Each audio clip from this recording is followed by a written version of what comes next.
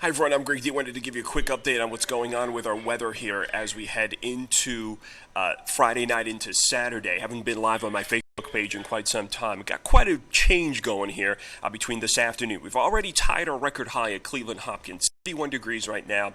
We are going to go up to mid-70s this afternoon, and then the temperatures are going to start falling as we head into tonight. And man, as those temperatures fall, we're going to see rain change over to snow showers and then lake snow with some accumulation likely. What a ride here heading into Thanksgiving week. So let's kind of break everything down for you. First, the temperature change that I'm expecting here around Cleveland. So we're going to start off, the models have underdoing the temperatures. We're already 71, so I think we'll be 72, 73 mid-afternoon.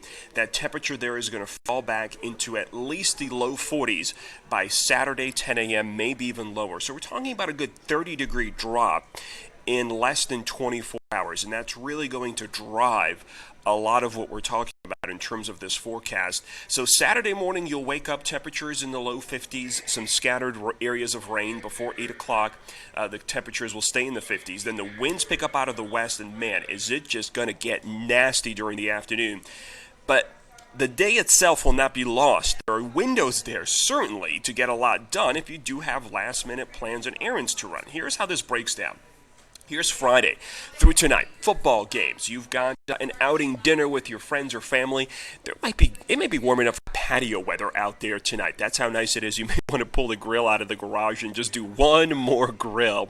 Why not? It's going to be nice enough. And with the south winds kicking up, the temperatures after dark are not going to fall all that fast. So even 6, 7 o'clock, hey, we'll still be in the 60s. Plenty comfortable with just a light jacket. Here comes Saturday morning, 4 a.m. Those showers begin to move in. Maybe a rumble of thunder.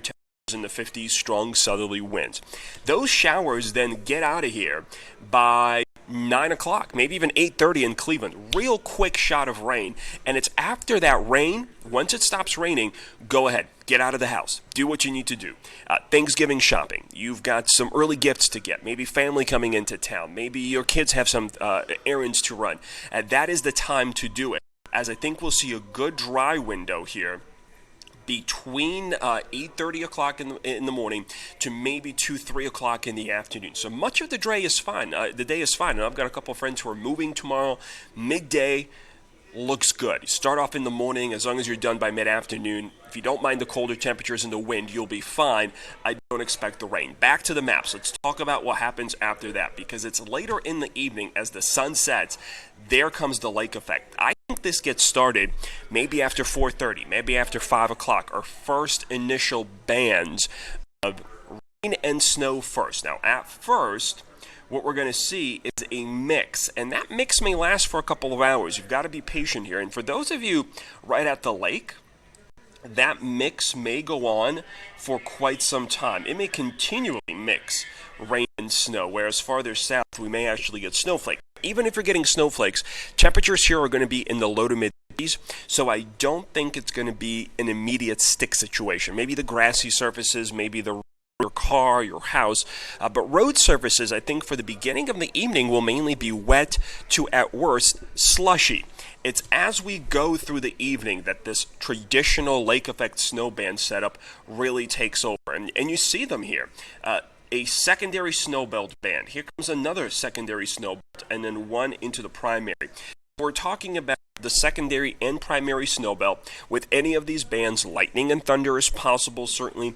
Gusty winds, maybe even some small hail on a couple of these.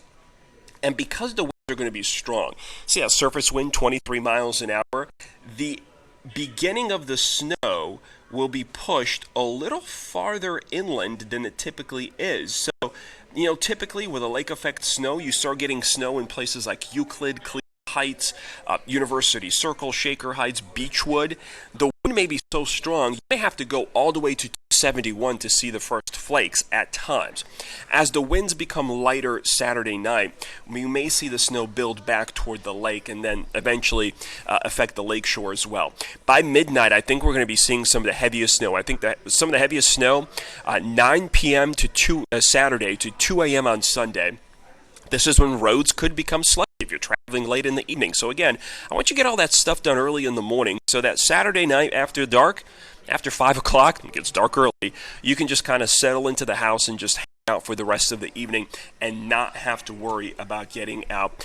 The snow bands will continue Saturday night to early Sunday, but Sunday the winds will start to diminish, meaning get weaker, and a lot of the energy shift away to our north and east. So I think by Sunday midday and afternoon, well, we're not going to be talking about snow anymore. We're just going to talk about cold, partly cloudy weather. All right, so how much? This is not a huge event by Northeast Ohio standards. It's just our first lake effect, so we're talking about it. And because it's coming in with all that wind and the possibility of lightning or thunder, it certainly could get a little wild at times as this rain and snow